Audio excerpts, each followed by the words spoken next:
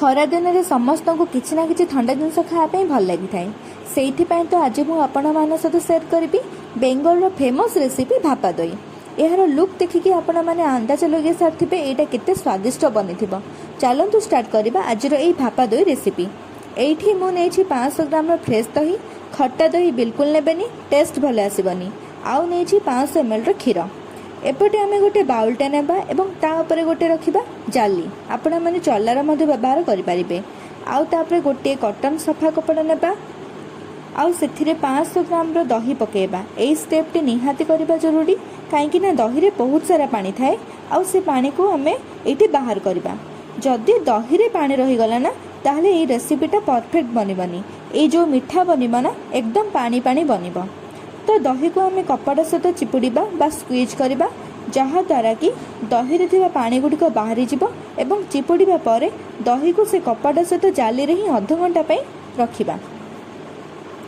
से भीतर आम जो 200 ग्राम चीनी नहीं से 3 चामच चीनी को बाहर करदेली कहीं भापा दही रे गोटे बढ़िया फ्लेवर आने से 3 चामच चीनी को कारामाराइज करवा।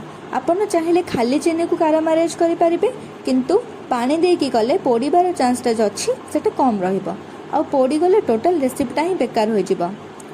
चेष्टा करेंगे ये जो कारामाल होता चीनी को न पड़ापी। हाई फ्लेम रे करके आम कंटिन्यूअसली मिक्स करवा। तो मिसे मिसे देखिए आस्ते आस्ते ये कलर चेंज होगा स्टार्ट कर। आउ एमिति कलर हो गले गैस रो फ्लेम को लो करदे। हाई करदे बहुत जल्दी डार्क हो, बेस डार्क हेले ना मिठाटी पिता हो। ये कलर आसीगले आम जो 500 ml क्षीर रखी ताकू धीरे धीरे पकेबा, बहुत जोर से पकेबेनी कहीं क्षीरटी उतरिबार संभावना अच्छी। क्षीर दे सारिबा परे कारामाल होइतिबा चीनी सह भल भाव मिक्स करवा एवं क्षीर को फुटिबा को छाड़ीदेबा। क्षीरटी फुटिगला परे आमे सेथिरे बळगा चीनी को मिक्स करवा एवं हाई फ्लेम रे कंटिन्यूअसली क्षीर को मिसेबा। आउ गोटे कथा, क्षीरटी उतरिकी कढ़ीर चारि साइड लागिबो ताकू टिके स्क्रैच करके क्षीर रे मिसेबे। एक्चुअली भापा दही रे मिल्क मेड यूज होता है, किंतु आम एठारे मिल्क मेड यूज करूने। तेणु क्षीर को बहलिया करिकी माने मिल्क मेड भली करिकी आमे भापा दही बनेबा। से पर्यंत बहलिया करबा जो पर्यंत कि क्षीर फुटी फुटी अधा न हो जाइछि। पाखापाखि 10 ରୁ 15 मिनट क्षीर हाई फ्लेम रे फुटिला परे एभली कंसिस्टेंसी को पळे आसीछि। माने क्षीर एठी 500 ml नैथिले 500 ml सुखिकी एठी हो जाइछि 250 ml। ता माने आमे जेतिकी नैथिबा तार अधा पर्यंत आमे क्षीर को फुटेबा। तो एभली टेक्सचर को आसीछि। तो एटा पूरा परफेक्ट, आउ अधिक फुटेबेनी।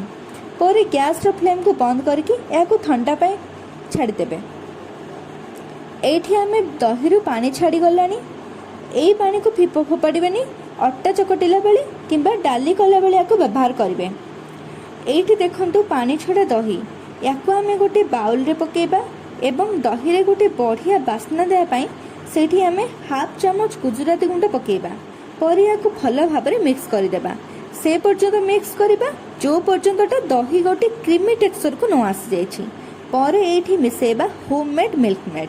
यार कलरटा देखुछन तो केते बढ़िया आछि। मिल्क मेड देके याको कंटिन्यूअसली 2 ରୁ 3 मिनट मिसेबा। मिसे सारा पर देखन तो यार फाइनल कंसिस्टेंसी एटा ही परफेक्ट, एटा ही रहिबा दरकार।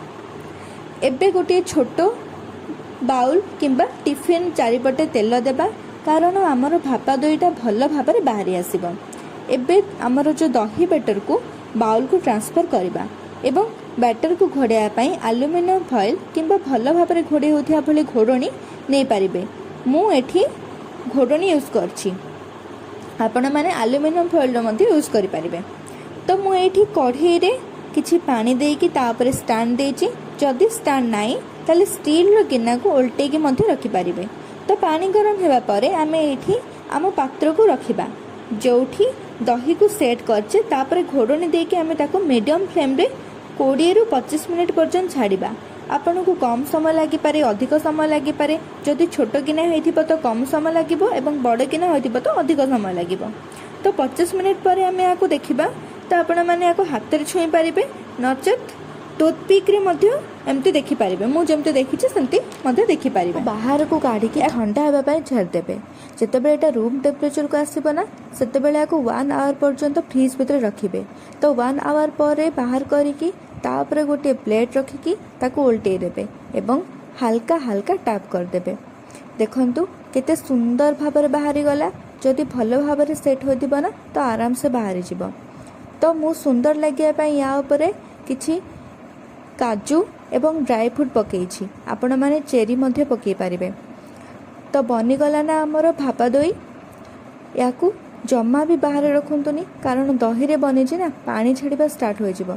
तेणु याकू फ्रिज रखी ठंडा ठंडा खांतु आ एंजॉय करंतु।